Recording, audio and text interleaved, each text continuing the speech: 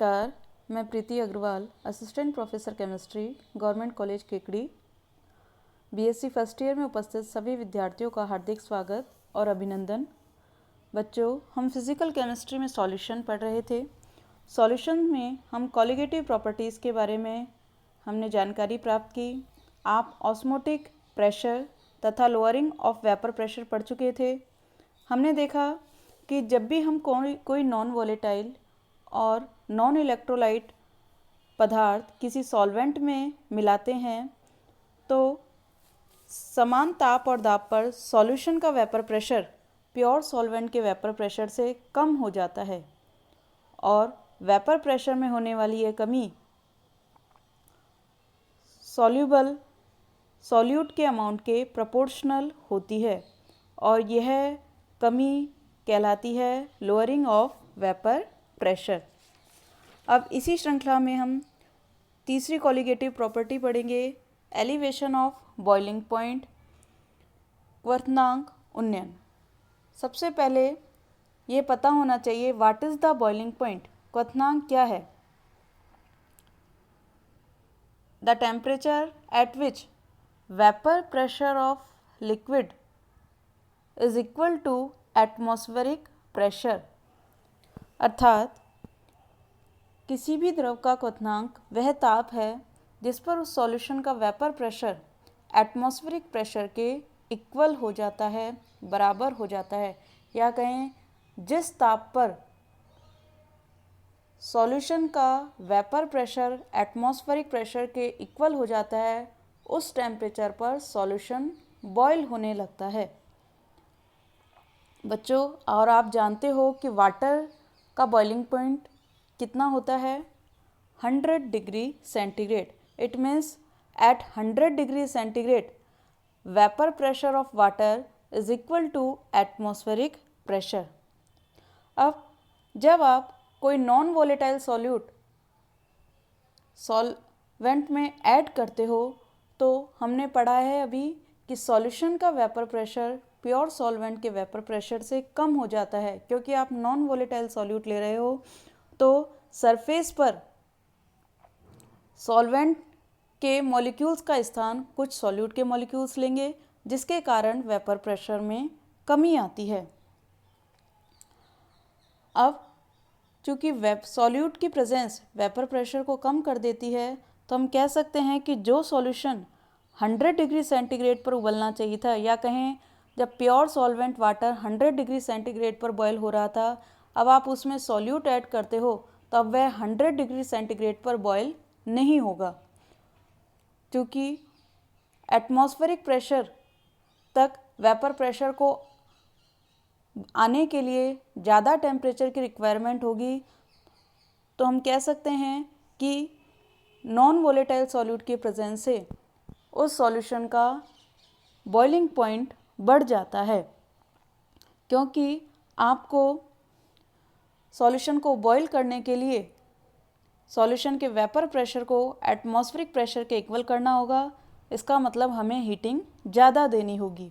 तो इस प्रकार हम कह सकते हैं कि सॉल्यूशन का बॉइलिंग पॉइंट सॉल्वेंट के बॉइलिंग पॉइंट से ज़्यादा होता है, और सॉल्यूशन और सॉल्वेंट के बॉइलिंग पॉइंट में यह डिफरेंस कहलाता है एलिवेशन ऑफ बॉइलिंग पॉइंट, क्वथनांक उन्नयन।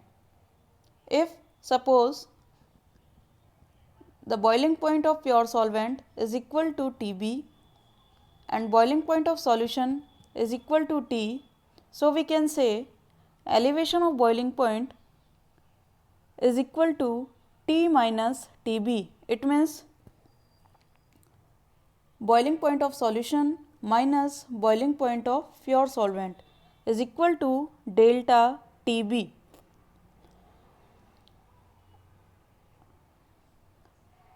क्वथनांक में होने वाला यह उन्नयन वेपर प्रेशर के डिप्रेशन के प्रोपोर्शनल होता है, अर्थात वेपर प्रेशर में आने वाली कमी के समानुपाती होता है। यहाँ आप डायग्राम देख रहे हो, जिसमें ग्राफ हमने देखा प्लॉट किया है वेपर प्रेशर और टेम्परेचर के बीच में। यहाँ प्योर सॉल्वेंट और अलग अलग कंसंट्रेशन के दो सॉल्यूशन लिए गए हैं 1 और 2, जिनके वेपर प्रेशर कर्व क्रमशः XA, YD तथा ZE हैं। अर्थात XA कर्व सॉल्वेंट के वेपर प्रेशर और टेम्परेचर के बीच में प्लॉट किया गया है, Y सॉल्यूशन फर्स्ट के कर्व को बता रहा है और Z सॉल्यूशन 2 के ग्राफ को बताता है। सॉल्यूशन 2 की कंसंट्रेशन सॉल्यूशन 1 के कंपेयर में अधिक है। तो ये कर्व एटमॉस्फेरिक प्रेशर रिप्रेजेंट करने वाली एक्सिस से क्रमशः A, D तथा E लाइन पर मिलते हैं, या मैं कह सकती हूँ कि इनको बॉयल होने के लिए टेम्परेचर जब हम बढ़ाते हैं तो ये कहाँ मिलेगा, पॉइंट सॉल्वेंट का मिलता है पॉइंट A पर, सॉल्यूशन फर्स्ट का पॉइंट D पर और सॉल्यूशन 2 का E पर। इस प्रकार A, D तथा E से टेम्परेचर एक्सिस की ओर खींची गई लंब रेखाएं लॉन्जिट्यूडनल लाइंस रिप्रेजेंट की जाती हैं TB से। TB सॉल्वेंट के वेपर प्रेशर सॉल्वेंट के बॉइलिंग पॉइंट को बताता है। सॉल्यूशन फर्स्ट के बॉइलिंग पॉइंट को T1 से रिप्रेजेंट किया गया है और T2 द्वारा सॉल्यूशन 2 के बॉइलिंग पॉइंट को रिप्रेजेंट किया जाता है। हाईली डाइल्यूट सॉल्यूशन के लिए वेपर प्रेशर तथा टेम्परेचर में खींचे गए कर्व बॉइलिंग पॉइंट के नज़दीक लगभग एक स्ट्रेट लाइन में प्राप्त होते हैं, या कहीं एक दूसरे के पैरेलल मिलते हैं। तो हम कह सकते हैं कि यहाँ दो, अगर आप ट्रायंगुलर की बात करें, ट्रायंगुलर ABD तथा ट्रायंगुलर ACE, तो ये दोनों ट्रायंगुलर एक दूसरे के समरूप होते हैं। और समरूपता की कंडीशन आप जानते हो कि AE अपॉन में AD is equal to AC upon में AB। चूँकि आप यहाँ देख रहे हो AE बराबर है T2 माइनस TB के, AD बराबर है T1 माइनस TB के, तो जो इक्वल होगा अर्थात T2 माइनस TB अपॉन में T1 minus TB is equal to P minus P2 upon में P माइनस P1। तो मैं यहाँ कह सकती हूँ डेल्टा T2 अपॉन में delta T1 is equal to delta P2 upon में डेल्टा P1। यहाँ डेल्टा T2 सॉल्यूशन 2 के बॉइलिंग पॉइंट एलिवेशन को बता रहा है, डेल्टा T1 सॉल्यूशन फर्स्ट के एलिवेशन ऑफ बॉइलिंग पॉइंट को रिप्रेजेंट कर रहा है, delta P2 lowering of vapour pressure बता रहा है किसके, सॉल्यूशन 2 के, और डेल्टा P1 बता रहा है lowering of vapour pressure of solution 1। तो यह इक्वेशन हमें बताती है कि elevation of boiling point is proportional to lowering of vapour pressure, अर्थात क्वथनांक उन्नयन वेपर प्रेशर के अवनमन के प्रोपोर्शनल होता है, समानुपाती होता है। और आप अभी पढ़ के आए हो वाष्प दाब अवनमन में फॉलो होता है राउल्ट लॉ। तो अगर हम यहाँ पे भी राउल्ट लॉ की बात करें तो for dilute solution Raoult law कहता है relative lowering of vapour pressure is equal to mole fraction of solute. It means delta P upon में P is equal to mole fraction of solute is equal to small w, it means gram weight of solute upon में molecular weight of solute into molecular weight of solvent upon में gram weight of solvent। तो मैं यहाँ से लिख सकती हूँ delta P is equal to P into small w into capital M upon में capital W into small m।